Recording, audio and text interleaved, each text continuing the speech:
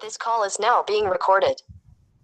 Hola, buenas tardes a todos y a todas. Bienvenidos a esta clase asincrónica de la Cátedra de Teorías del Desarrollo Capitalista de la carrera Ciencias de la Comunicación. Hoy vamos a abordar el tema de la comunicación para el desarrollo desde la perspectiva de Luis Ramiro Beltrán. Para eso vamos a grabar esta clase con la intervención de las adscriptas estudiantiles, con Mercedes Pérez Casali y Jessica Aparicio, que están acá presentes y también van a hacer sus intervenciones. Ahora vamos a cancelar las cámaras para tener un buen sonido y voy a presentar pantalla para que podamos seguir la clase del día de hoy. Bueno, como les decía al principio, el texto con el que vamos a trabajar es el de Luis Ramiro Beltrán, que de alguna forma lo que Luis Ramiro Beltrán nos propone para pensar es si otra comunicación fue posible, ¿no? Y esto se refiere a que si bien hace una historización de cómo se fue dando la comunicación para el desarrollo en Latinoamérica, también da cuenta de los errores y de los momentos que hicieron que esta nueva forma de comunicación no se concrete, ¿no? Entonces pone en tensión esa posibilidad de cambiar la comunicación para que sea más democratizadora, más plural, más diversa, etcétera. Esta clase va a tratar sobre medios, desarrollo, políticas de comunicación y NOMIC. El texto se llama La comunicación para el desarrollo en Latinoamérica, un recuento de medio siglo, y su autor es Luis Ramiro Beltrán, que es un autor boliviano, nacido en Oruro.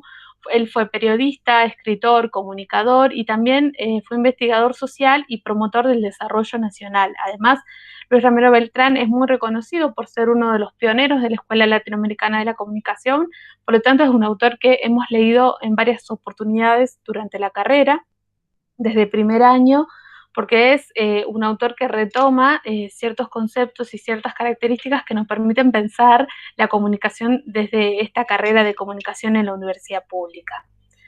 Bueno, para empezar, lo que plantea el texto es un texto largo. También la idea de esta clase sincrónica es marcar un poco el camino de la lectura de ese texto para que ustedes puedan ir marcando lo más importante. Igual creo que es un texto que también lo retoman en Comunicación Popular, si no me equivoco. Entonces aprovechemos esta oportunidad para profundizar y para poder vincularlo sobre todo a la cuestión de desarrollo y dependencia, que es el tema de la unidad 2. ¿Sí? Lo que plantea este autor es que la práctica de una forma antecedió a la teoría, es decir, que surge entre 1940 y 1950 con diferentes experiencias, ¿no? La primera experiencia que comenta en el texto es la experiencia de las radios escuelas en Colombia, específicamente en Sutatenza, donde el párroco Joaquín Salcedo creó la estrategia que la denominaba radioescuelas, que esto consistía en una audición mediante receptores a baterías con pequeños grupos de vecinos de programas especialmente producidos para ellos, ¿no? Esta primera experiencia fue realizada auxiliados, dice el autor, por guías capacitados que lo que hacían era, los interpelaban a aplicar todo aquello que aprendían para que pueda funcionar esta radioescuela, ¿no? Los puntos centrales de este ejemplo fueron la recepción, la reflexión, la decisión y la acción colectiva. Bien. Mer. Acá estoy, acá estoy. Bueno, también habla de las radios mineras de Bolivia, que hace unos 20 años, antes de que Paulo Freire propusiera devolver la palabra al pueblo, se la tomaron en Bolivia los paupérrimos trabajadores indígenas, eran empleados en la extracción de minerales, resueltos a comunicarse mejor entre sí y a dejarse oír por sus compatriotas en español y en quechua. Y estos sindicalistas se establecieron por sí solos, con cuotas de sus magros salarios y sin experiencias en producción radiofónica, pequeñas y rudimentarias radioemisoras autogestionadas de corto alcance. Bueno, pará, que me perdí, perdón. Instaurando también democráticamente, de forma gratuita y libre, la estrategia de micrófono abierto. También daban énfasis a la información y a los comentarios sobre sus luchas contra la explotación y la opresión.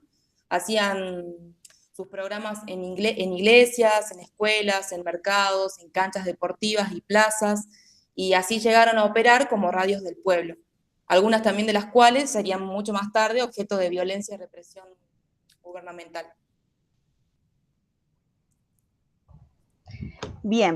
Después tenemos como ejemplo la extensión agrícola, que se enmarca en una serie de servicios públicos que surgen en Latinoamérica copatrocinados por el gobierno de Estados Unidos. Dentro de esos servicios tenemos la agricultura, la educación, tenemos la salud, y específicamente en el caso de la extensión agrícola, Luis Ramiro Beltrán hace referencia a toda esa información científica y técnica que se convierte para el mejoramiento de la producción agropecuaria, ¿sí? Esa conversión se hace a través de la información y de la educación no formal, que tenía que ver con hacer llegar esa información al alcance de la comprensión del campesino carente de alfabetización, que se entendía que a través de técnicos, de agrónomos que vivían en esas comunidades rurales, hacían como de recurso de contacto interpersonal para hacer llegar esa información.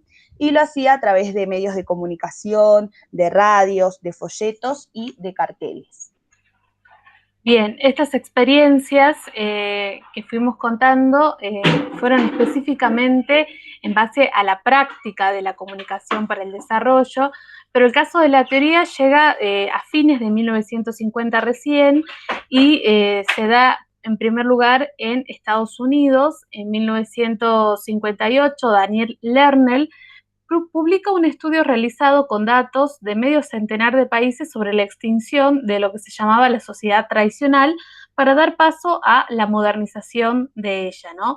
Que en realidad después la teoría se llama la teoría de la modernización, y lo que verificó es la existencia de clara y estrecha correlación entre el desarrollo nacional y la comunicación social. De esta forma podemos ver que hay una transición entre esa idea de urbanización, de participación de la gente, de comunicación masiva, de alfabetismo y de participación en política. Bien. Mer. Acá estoy. Bueno, Rogers también es uno de los autores que estaba ahí en discusión de innovaciones, y bueno, dice que en 1962 Everett Rogers, el sociólogo rural, divulgó su teoría de la difusión de innovaciones como motor de la modernización de la sociedad, y definió a la innovación como una idea percibida como nueva por un individuo. Para que la innovación fuera lograda, la conducta tenía que pasar por etapas que las menciona, y son percepción, interés, evaluación, prueba y adopción.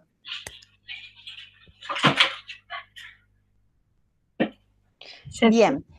Y ahí en el tercer ejemplo que tenemos es la creación de un clima para el cambio social, que surge en base a una investigación publicada por Wilbur Scrum en 1964, y que él va a teorizar sobre el papel de la comunicación masiva en la atención de las necesidades de la gente en el marco del desarrollo, ¿sí? O sea, cuál era el rol de los medios en estos procesos de desarrollo, y él va a nombrar algunos, dentro de los cuales menciona que la gente tiene que estar informada de los planes, las acciones, los logros, las limitaciones del esfuerzo pro desarrollo o para el desarrollo. Va a decir que la gente tiene que hacerse partícipe del proceso de la toma de decisiones sobre asuntos de intereses colectivos, y que la gente también tiene que aprender las destrezas que el desarrollo les demanda dominar. Y que justamente cuando los medios masivos de comunicación cumplen con estas funciones, va a decir Scrum que se configura una especie de atmósfera general que propicia el cambio social. Esta atmósfera, este clima para el cambio social que, bueno, viene de la mano para lograr el desarrollo. Bien.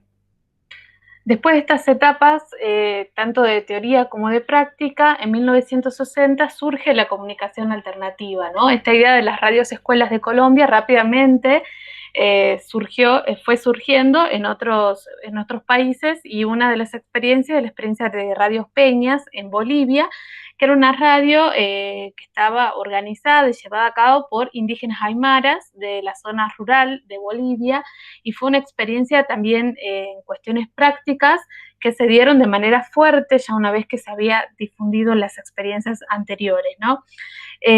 También para mediados de los 60, este número de emisoras fue creciendo, ¿no? Y otras experiencias de los otros países latinoamericanos permitieron crear lo que se llamó ERBOL, que en realidad es las escuelas radiofónicas de Bolivia, porque lo que hacían en este lugar, en esta institución, si se quiere, fue realizar un aprendizaje colectivo para poder llevar adelante estas radios escuelas, ¿no? Y uno de los personajes centrales o actores centrales del Airball eran los reporteros populares, que eran voluntarios, que estaban ubicados en diferentes localidades, y lo que hacían era capacitar a las personas con la idea de que sean corresponsales de distintas zonas para poder cubrir y comunicar lo que estaba pasando en cada localidad. Otra de las experiencias de comunicación alternativa fue una que se realizó a principios de los años 70, que se denominó Casete Foro Rural. Fue creada en Uruguay por Mario Kaplun y era un recurso sencillo pero muy útil para propiciar el diálogo a distancia entre agricultores cooperativistas, ¿no? Tengan en cuenta que todo lo que tiene que ver con la comunicación para el cambio social y para el desarrollo tiene las experiencias fuertemente en el ámbito rural.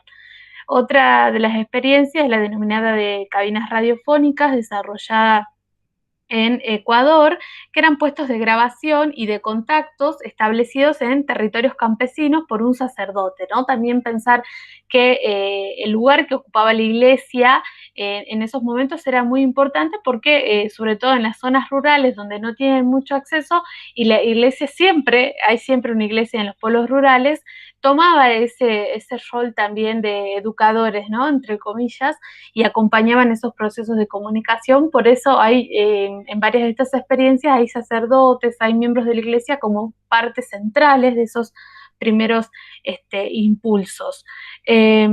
Aparte de estas experiencias específicas de radio, también El Salvador apoyó la enseñanza de esta idea de radio de escuela, pero lo hacían por medio de la televisión. En el caso de México se logró establecer una red de canales dedicada a respaldar programas de desarrollo rural, pero esto también dependía de la cantidad de acceso a tecnologías, específicamente a televisores, para que realmente esta función sea real, digamos, ¿no? En cambio, la radio siempre ha sido como un medio de comunicación más masivo, de mayor acceso y más posible, por eso hay como más experiencias en este sentido.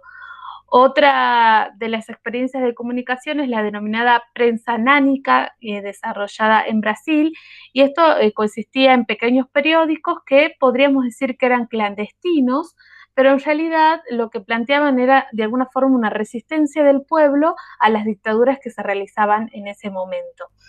Y por último, otra de las experiencias que nombra Luis Ramiro Beltrán es que se desarrolló en Bolivia a fines de los años 50, que se llama El cine junto al pueblo, ¿no? Que primordialmente fue indigenista, que fue promovido por los pueblos originarios, pero que después tuvieron un gran trayecto en las premiaciones internacionales también.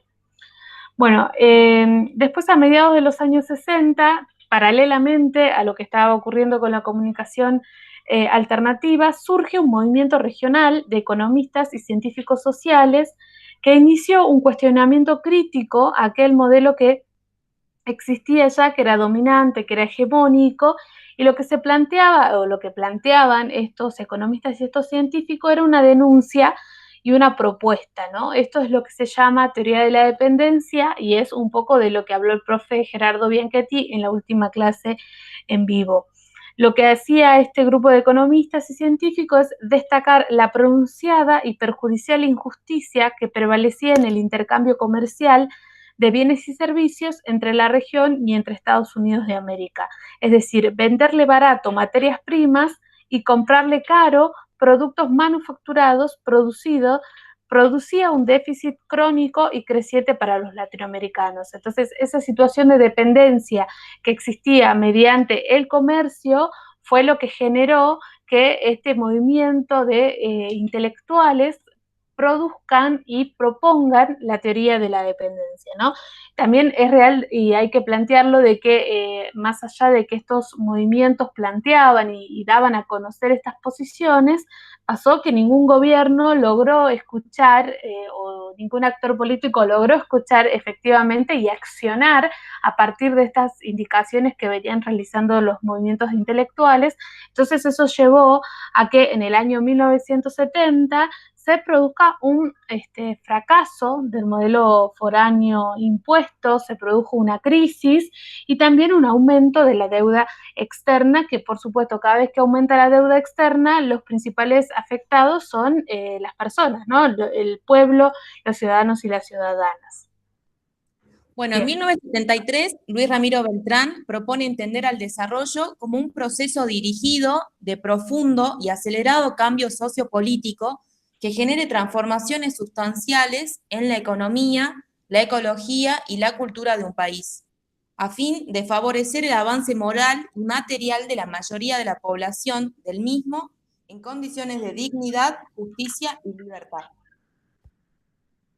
Bien, y para 1971, como vemos ahí en la pantalla, Luis Ramiro Beltrán nos va a proponer una definición de políticas nacionales de comunicación. Estas tratan de un conjunto integrado, explícito y duradero de políticas parciales de comunicación armonizadas en un cuerpo coherente de principios y normas dirigidas a guiar la conducta de las instituciones especializadas, en el manejo del proceso general de comunicación de un país. Bien, y acá es muy importante el concepto de políticas nacionales de comunicación, porque va a ser otro de los anclajes, no solo de este texto, sino en general de la propuesta de la segunda unidad, que tiene que ver con una propuesta concreta vinculada al campo de la comunicación, ¿no? Pero ¿a qué nos referimos cuando Beltrán dice es un conjunto integrado, explícito y duradero de políticas parciales? Nos referimos a que en la década del 70, en el auge de las discusiones, en la UNESCO surge la primera definición y estaba basada en la idea de la educación, la cultura y la comunicación, ¿no? Eran como los tres ejes que tenía que tener una política de comunicación. Para eso, este autor plantea diferentes tipos de bases, es decir, bases ideológicas, bases políticas que sostengan a esta propuesta política. Por un lado, la idea del desarrollo cultural como parte integrante del desarrollo, ¿no? Es decir, que todas las diferencias culturales eran parte de lo que constituye la idea de desarrollo y de progreso. La identidad cultural, justamente la teoría de la modernización, que vendría a ser lo contrario, plantea algo muy distinto, ¿no? Que la identidad y toda la cuestión cultural era más que nada un obstáculo. En cambio, desde esta perspectiva se plantea que la identidad cultural, el derecho a la cultura y la democratización es central para lograr un desarrollo en el marco de la comunicación. También hablaba de la comunicación y de la información como recursos que podían ser planificables, que podían plantear cierto indicador y cierto inductor del desarrollo, es decir, que lo que planteaba Luis Ramiro Beltrán es que los actores políticos, los gobiernos que planteen que la comunicación y la información sean parte de sus agendas políticas, podían inducir al desarrollo de un país, ¿no? Y también destacaban el papel del Estado, ¿no? Como actor central en proceso de formulación y aplicación de políticas y estrategias. Acá hay una diferencia nuevamente muy notable que tiene que ver cuando hablamos, por ejemplo, del Estado como amenaza, ¿no? Que es una típica perspectiva de las teorías de la modernización, de las teorías del campo o de la perspectiva neoliberal, que lo ven al Estado como más alejado.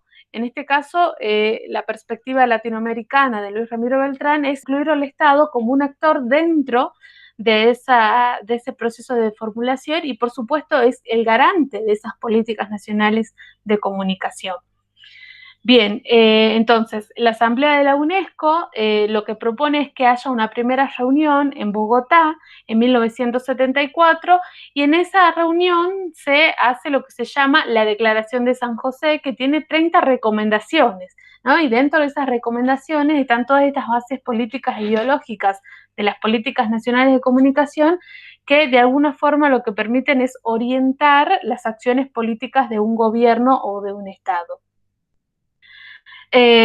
En 1974, Beltrán por primera vez define a las políticas de comunicación, es el concepto que leyó Jessica recién, y de alguna forma plantea una visión crítica vinculada a las políticas de comunicación y el desarrollo, y sobre todo haciéndole la crítica fuertemente a las teorías de la modernización y a todos los tipos, ¿no? Al modelo de difusión de innovaciones, al modelo de promoción social de la salud, al mercadeo social, etcétera. ¿Cuáles eran estas recomendaciones que marcaba Luis Ramiro Beltrán y los otros intelectuales que estuvieron en esta asamblea? Por un lado, que es necesario formular políticas nacionales de comunicación y estas políticas tienen que ser globales, explícitas, interdisciplinarias, integradas y coherentes. Estas características son centrales porque plantean una perspectiva totalmente democratizadora y plural, ¿no? El segundo punto es planificar la comunicación y la información para el desarrollo, es decir, que sea un instrumento para el desarrollo nacional de un país, no que sea algo más no sé, vinculado a la tecnología, por ejemplo, sino que sea un pilar fundamental para el desarrollo de un país. Tercero, superar la identificación entre libertad de expresión y libertad de empresa. Y acá se viene una discusión ardua y un debate de años que se trataba de ver cuál era más, cuál abarcaba más, cuál era más vinculado a los derechos. Bueno, lo que va a plantear Luis Ramiro Beltrán es que la libertad de expresión es lo que es el concepto superador a libertad de empresa, que solamente se refería a un medio de comunicación.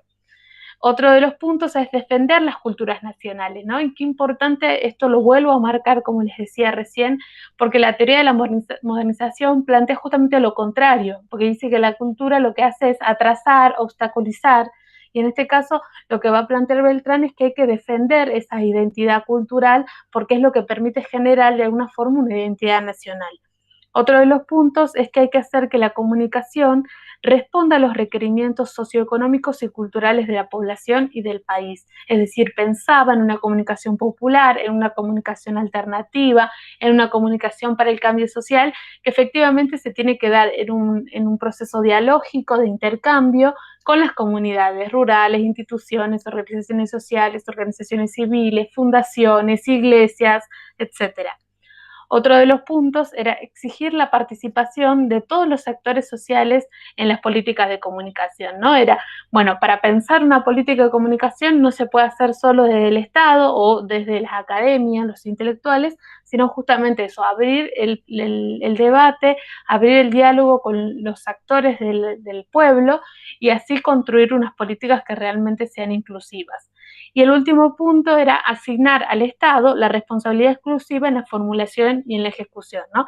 Estas recomendaciones que estaban en ese primer documento fueron centrales para dar a un cierto, no solamente nuevos aires en el marco del debate de la comunicación, sino una propuesta fuerte y concreta que salía de la academia, sí, pero que tenía todas estas experiencias previas que fuimos nombrando de las radioescuelas, de las radiomineras, etcétera, que eran experiencias que dieron, que posibilitaron que Luis Ramiro Beltrán y los demás intelectuales armen este documento que era una propuesta política muy importante. Bien, en este sentido, en este contexto, mejor dicho, se realiza la proclamación del movimiento de los países no alineados. Hay otra de las clases sincrónicas que está grabada y que ya está cargada, que es específicamente sobre Nomics, y ahí justamente yo explico, ¿no?, a qué se refiere el movimiento de los países no alineados, pero justamente hace una vinculación teniendo en cuenta que después de la Segunda Guerra Mundial hay una tensión en el mundo, ¿no? Hay un cambio geopolítico que tiene que ver con tensiones que ya no es solo este-oeste, sino que es norte-sur. Por primera vez es norte-sur y esas tensiones no son solamente políticas, geográficas, sino que también son ideológicas, ¿no? Y es la famosa discusión de libres y equilibrados, o versus equilibrados, mejor dicho, y es donde empieza a plantearse que es necesario un nuevo orden internacional, tanto de la economía como de la comunicación y de la información. Es decir, es necesario poder romper, poder salir adelante después de años de dependencia, de dominación hegemónica colonial de otros países y financiera también. Entonces hay como un auge de todos estos movimientos y de estas críticas, y es necesario, y se plantea de alguna forma con este documento denominado Nomics, ¿no? También en 1980 se presenta la Comisión de McBride el informe que se llama Un solo mundo, voces múltiples, comunicación e información en nuestro tiempo, y este informe justamente lo que hace es ser un aporte para el debate de la comunicación como un derecho, pero también denuncia, ¿no?, la concentración de medios, la concentración sobre todo de empresas privadas, de muy pocas empresas privadas que dominan no solo los medios de comunicación, sino también todo el negocio de la publicidad. Bueno, el autor también habla de un cuestionamiento clásico y dice que en la década de 1970 los latinoamericanos fueron precursores en cuestionar al imperante modelo clásico de comunicación y en proponer su reemplazo, es decir, aquel nacido a fines de los años 40 en Estados Unidos con el viejo esquema de Harold Laswell, de quién dice qué, en cuál canal, a quién y con qué efecto.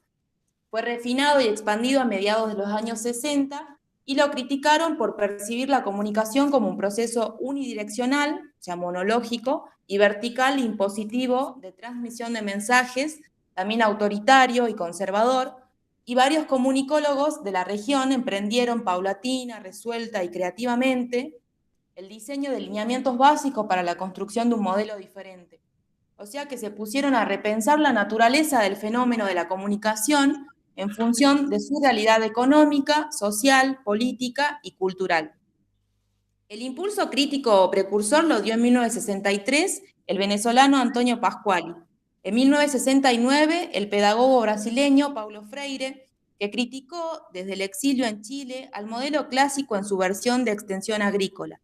Y entre 1972 y 1973, el estadounidense Frank Gerassi hizo, desde Bolivia y Perú, el primer intento de extrapolar el pensamiento freiriano sobre educación para la libertad por medio de la concientización basada en el diálogo forjador de la comunicación horizontal.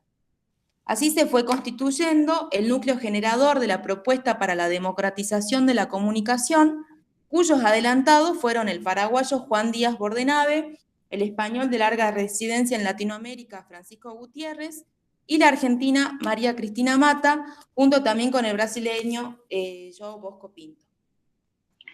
Bien, en este marco, Máximo Simpson, el argentino, él va a estipular sobre las características de la comunicación alternativa, tiene otros nombres también como dialógica, popular, participativa, y va a mencionar que estas características son 5.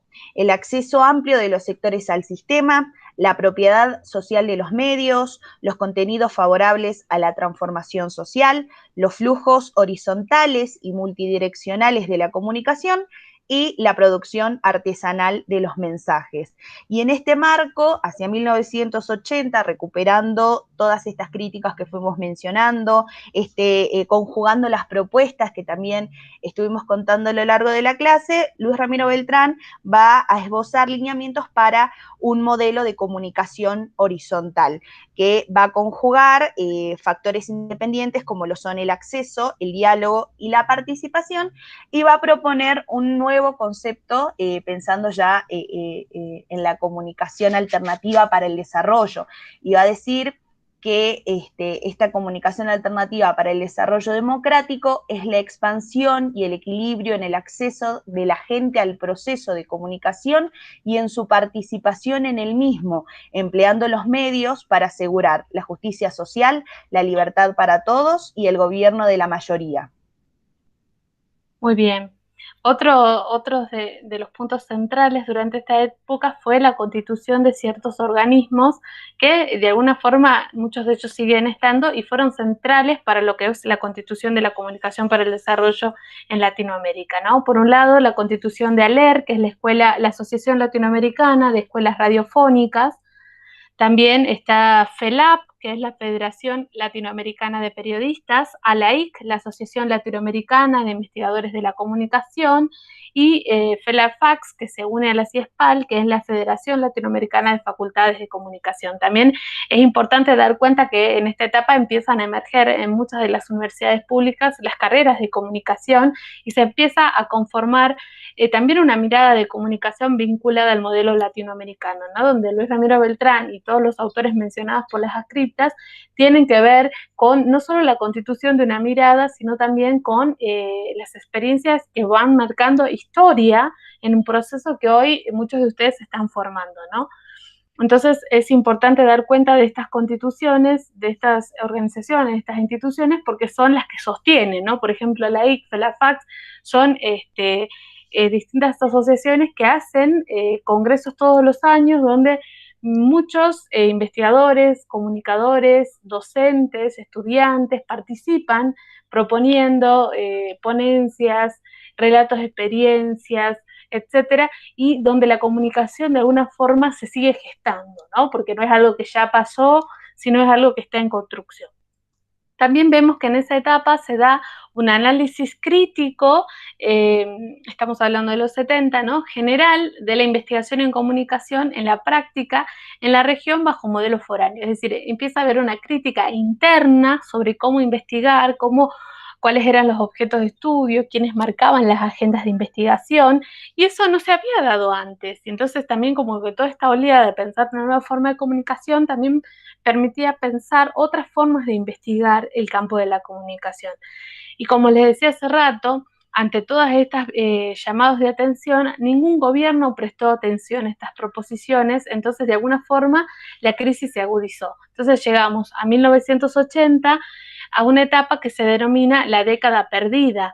¿Por qué la década perdida? Porque en casi la mayoría de los países latinoamericanos llega el neoliberalismo y se produce la globalización del capitalismo, que es un fenómeno que lo que permite es generar crisis, generar pobreza, desigualdad y sobre todo hay un gran cambio de conceptos, ¿no? Porque hay una transición del Estado, que era lo que veníamos marcando con estas diferentes teorías e intervenciones de los autores, por la idea de Estado, ¿no? Entonces, pensar la intervención del Estado como algo que ya quedaba ajeno, porque ahora la intervención la hacía el mercado, ¿no?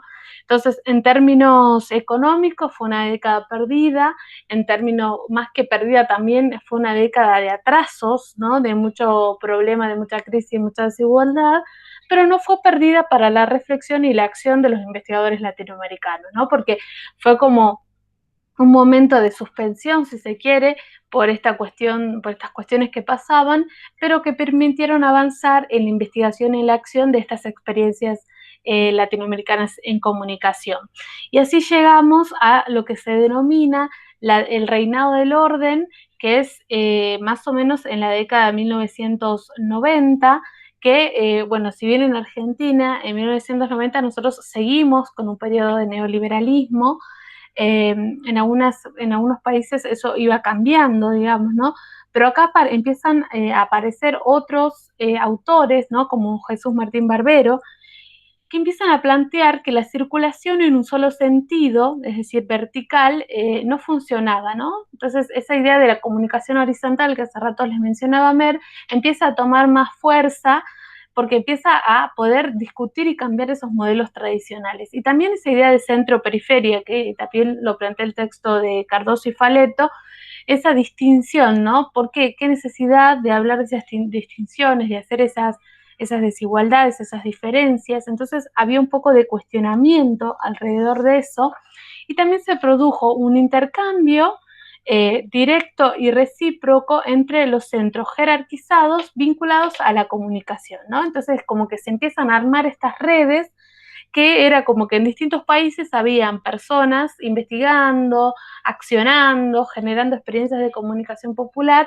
que estaban como divididas, entonces empiezan como a formar estas redes y de alguna forma a tomar más fuerza esas instituciones que yo iba nombrando hace rato. Rosa María Alfaro también es una autora que tiene una fuerte presencia en esta etapa y ella, por ejemplo, habla de una comunicación para otro desarrollo, ¿no? Como un fenómeno de relación sociocultural y no nada más que como un recurso tecnológico para producir efectos en el comportamiento humano, ¿no? Entonces, nuevamente otra autora planteando una diferencia con ese modelo clásico de la comunicación y también un mínimo intercambio directo y recíproco entre las periferias, ¿no? Es decir, esos espacios que se denominan periferia, también empezar a organizarlos, ¿no? Y de ahí surge la comunicación comunitaria, las radios comunitarias y las otras experiencias que fuimos nombrando, donde los mismos actores sociales son partes de esas nuevas experiencias de comunicación.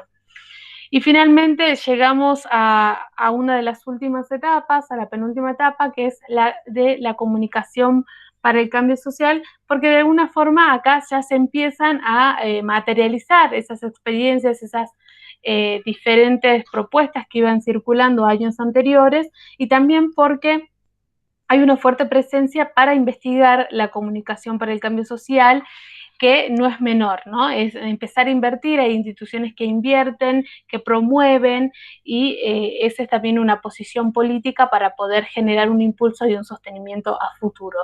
Y por último, llegamos al año 2010, donde un poco lo que se plantea es que se rediscute una utopía irrenunciable, y esta idea de la utopía irrenunciable es algo que marca Luis Ramiro Beltrán, y que tiene que ver con ponerse a pensar en todo este proceso histórico que fuimos viendo desde el inicio de las radioescuelas, las radios mineras, la extensión agrícola como las primeras experiencias de comunicación, hasta la actualidad, ¿no? Pasando por el NOMIC y por la propuesta de políticas nacionales de comunicación, que son dos documentos centrales para una propuesta política de acción de un Estado, de un gobierno, ¿no? Que en un principio la idea era que todos los pueblos latinoamericanos puedan conseguir eso, pero después con esta década perdida y la llegada del neoliberalismo, todas esas discusiones quedaron un poco en la nada, se perdieron, se atrasaron, aunque hay autores que dicen, bueno, no se perdieron, nosotros retomamos todos esos planteos de los 70, los resignificamos y se rediscute una utopía irrenunciable, ¿no? El texto de Nomic, que mencioné también, que está en otra clase asincrónica,